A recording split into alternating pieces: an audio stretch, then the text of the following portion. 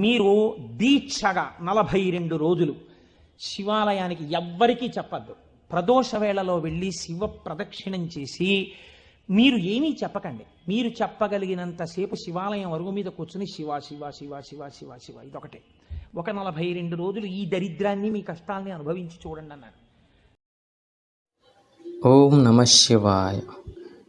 శ్రీ చాగంటి కోటేశ్వరరావు గారు చెప్పారు, ఒక 42 రోజులు దీక్షగా శివాలయానికి వెళ్ళి శివదర్శనం చేసుకొని శివనామనామం చేశారంటే మనలో ఒక కొత్త మార్పు వస్తుందని.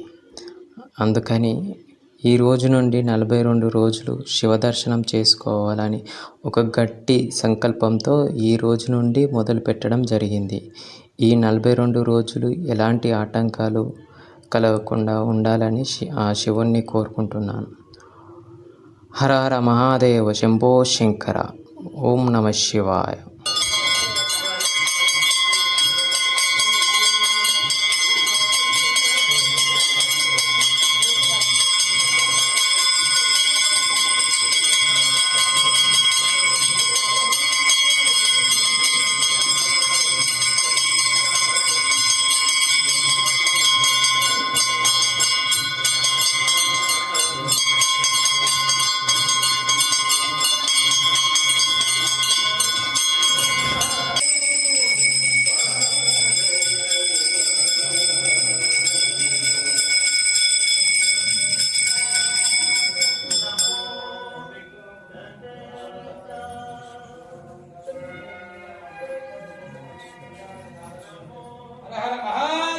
శంభో శంకర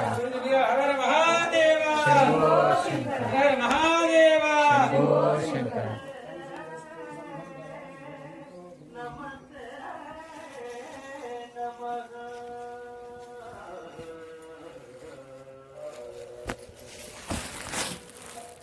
మేడం